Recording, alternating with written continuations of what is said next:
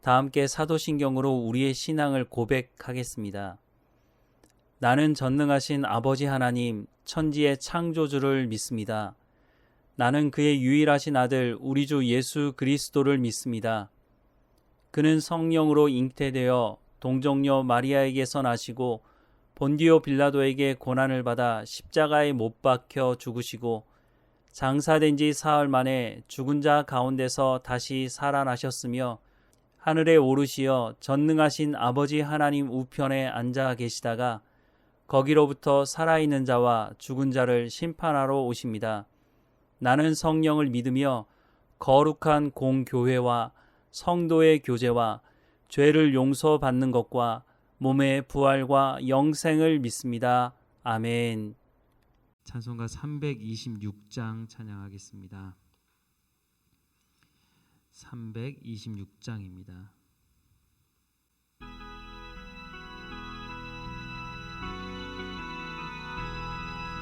내 죄를 회개하고 주 예수 믿고서 내 주를 사랑하며 잘 섬기리로다. 나 어디 가든지 무엇 하든지 주 예수 위하여 충성하리라. 내 주의 뜻을 따라 나 살기 원하며 이 세상 있을 동안 주 섬기리로다. 나 어디 가든지 무엇 하든지 주 예수 위하여 충성하리라. 내 모든 마음 들여 주 위에 일하며 내 주의 말씀 따라 잘 섬기리로다. 나 어디 가든지 무엇 하든지 주 예수 위하여 충성하리라. 주님의 크신 능력 날 도와주시니 내 본분 다하여서 주 섬기리로다. 나 어디 가든지 무엇 하든지 주 예수 위하여 충성하리라. 내 직분 감당하고 저 천국 올라가 내 주를 길이 잘 섬기리로다. 나 어디 가든지 무엇 하든지 주 예수 위하여 충성하리라. 아멘. 오늘 하나님께서 우리에게 주시는 말씀은 마태복음 5장 21절에서 26절까지의 말씀입니다. 함께 읽겠습니다. 옛사람에게 말한 바 살인하지 말라. 누구든지 살인하면 심판을 받게 되리라 하였다는 것을 너희가 들었으나 나는 너희에게 이르노니 형제에게 노하는 자마다 심판을 받게 되고 형제를 대하여 나가라 하는 자는 공회에 잡히게 되고 미련한 놈이라 하는 자는 지옥불에 들어가게 되리라. 그러므로 예물을 제단에 드리려다가 거기서 내 형제에게 원망 들을 만한 일이 있는 것이 생각나거든 예물을 제단 앞에 두고 먼저 가서 형제와 화목하고 그 후에 와서 예물을 드리라. 너를 고발하는 자와 함께 길에 있을 때에 급히 사화하라. 그 고발하는 자가 너를 재판관에게 내어주고 재판관이 옥리에게 내어주어 옥에 가둘까 염려하라. 진실로 내게 이르노니 내가 한 푼이라도 남김없이 다 갚기 전에는 결코 거기서 나오지 못하리라. 예수님은 앞서 마태복음 5장 17절 말씀에서 내가 율법이나 선지자를 폐하러 온 줄로 생각하지 말라. 폐하러 온 것이 아니요 완전하게 하려 함이라 라고 말씀하셨습니다. 예수님은 구약과 신약의 단절을 위해서 오신 것이 아니라 구약의 말씀을 완전하게 성취하기 위해 오셨다고 말씀하셨습니다. 이런 의미에 있어서 오늘 말씀은 어떤 말씀을 하신 것이 아닙니다. 또한 구약의 말씀을 왜곡하는 말씀도 아닙니다. 오늘 말씀 21절과 22절 말씀에 보면 옛사람에게 말한 바 살인하지 말라. 누구든지 살인하면 심판을 받게 되리라 하였다는 것을 너희가 들었으나 나는 너희에게 이르노니 형제에게 노하는 자마다 심판을 받게 되고 형제를 대하여 라가라 하는 자는 공회에 잡혀가게 되고 미련한 놈이라 하는 자는 지옥불에 들어가게 되리라 라고 말씀하고 있습니다. 10계명의 제6계명이 살인하지 말라는 말씀입니다. 10계명에서뿐만 아니라 사람들이 모여 사는 공동체에서는 살인을 허용하지 않습니다. 예전에도 그러했고 지금도 마찬가지입니다. 살인을 허용하는 공동체는 없습니다.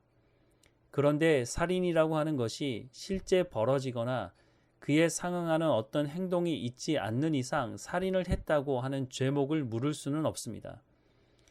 재판을 하려고 하면 심증으로는 재판을 할 수 없습니다. 확실한 물증, 증거가 있어야 판결을 할 수 있는 것입니다. 그런데 예수님은 실제 일어나지 않는 것에 대한 말씀하고 있습니다. 22절 말씀을 다시 보시면 나는 너희에게 이르노니 형제에게 노하는 자마다 심판을 받게 되고 형제를 대하여 라가라 하는 자는 공회에 잡혀가게 되고 미련한 놈이라 하는 자는 지옥불에 들어가게 되리라 라고 말씀하십니다. 실제 살인이 일어난 것이 아니라 화를 내는 것 때문에 심판을 받게 된다고 말씀하십니다. 또한 라가라고 하는 자는 공회에 잡혀가게 된다고 말씀하십니다. 미련한 놈이라고 말하는 자는 지옥불에 들어가게 된다고 말씀하십니다. 일종의 욕을 하는 것입니다. 상대방을 향해 분노해서 상대방에게 욕을 하는 것입니다. 예수님의 말씀이 너무 지나친 것이 아닌가 싶은 생각을 할지도 모르겠습니다. 그런데 예수님은 근본적인 문제가 해결되지 않으면 세상의 문제는 해결되지 않는다는 것을 말씀하고 있는 것입니다. 더 나아가 하나님께서 10계명에 살인하지 말라고 말씀하셨는데 이 말씀의 근본적인 의미가 무엇인지를 말씀하고 있는 것입니다. 창세기 4장에 보면 가인이 아벨을 죽인 사건을 기록하고 있습니다. 가인과 아벨이 하나님께 드린 예물을 준비해서 제사를 드렸습니다. 그런데 하나님께서 가인과 그 제물은 받지 않으시고 아벨과 그 제물은 받으셨습니다. 이 일로 가인이 분노하게 되었습니다. 창세기 4장 5절 말씀에 보면 가인과 그의 제물은 받지 아니하신지라 가인이 몹시 분하여 안색이 변하니 라고 말씀합니다. 이때 하나님께서 가인에게 말씀하십니다. 창세기 4장 6절부터 7절 말씀에 여호와께서 가인에게 이르시되 내가 분하여 함은 어찌 됨이며 안색이 변함은 어찌 됨이냐 내가 선을 행하면 어찌 낯을 들지 못하겠느냐 선을 행하지 아니하면 죄가 문에 엎드려 있느니라 죄가 너를 원하나 너는 죄를 다스릴지니라 라고 말씀하십니다. 하나님께서 가인과 그 제물을 받지 않으신 것은 가인이 자신이 농산물을 하나님께 제물로 드렸기 때문이 아닙니다. 하나님께서 가인과 그 제물을 받지 않으신 것은 가인이 죄를 품고 하나님께 제사를 드렸기 때문입니다. 하나님은 가인에게 네가 선을 행하면 어찌 낯을 들지 못하느냐라고 묻습니다. 또한 하나님은 가인의 분노를 다스리라고 말씀하십니다. 그런데 가인은 분노를 다스리지 못하고 결국 분노 때문에 동생을 돌로 쳐 죽이게 됩니다. 간혹 우발적인 살인이라는 말을 듣게 됩니다. 그런데 정말 우발적인 살인인지 의문이 듭니다. 사람이 분노를 마음에 품고 쓴뿌리를 내리게 되면 그 분노로 말미암아 실제 살인이 벌어지게 됩니다. 예수님께서 말씀하시는 것은 살인의 근본적인 문제, 분노를 해결해야 실제 살인도 일어나지 않는다고 말씀하시는 것입니다.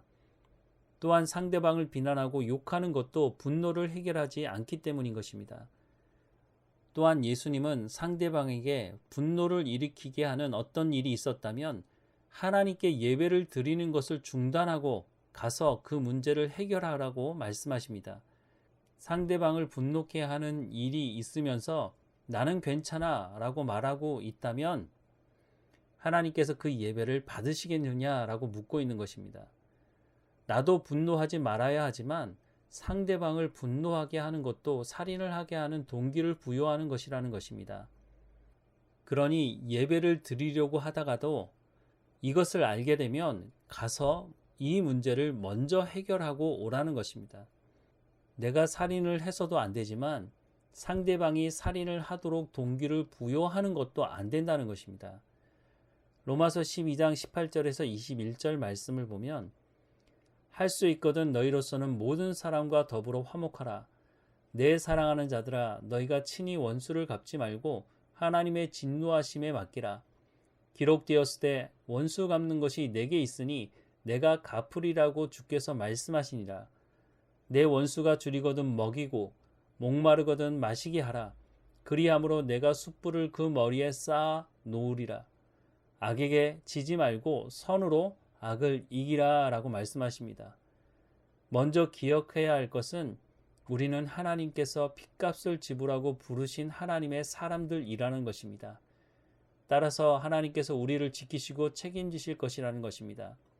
때론 우리가 이해할 수 없는 일이 일어나고 분노하게 되는 일이 일어나기도 하지만 이때 우리가 기억해야 할 것은 하나님의 말씀으로 돌아가는 것입니다. 우리가 하나님의 말씀을 따라 순종할 때 우리의 생명도 풍성하게 되지만 우리의 삶을 통해 하나님이 어떤 분이신지가 드러나게 되고 하나님의 나라가 확장되는 것을 보게 될 것입니다. 기도하겠습니다. 사랑하는 하나님, 우리 가운데 말씀하신 이 말씀을 마음에 새기게 하셔서 우리가 분노함으로 쓴뿌리를 내리지 않도록, 그래서 형제를 향해서 욕하고 비난하고 죽이고자 하는 마음을 품지 않도록 하나님 은혜를 허락해 주옵소서.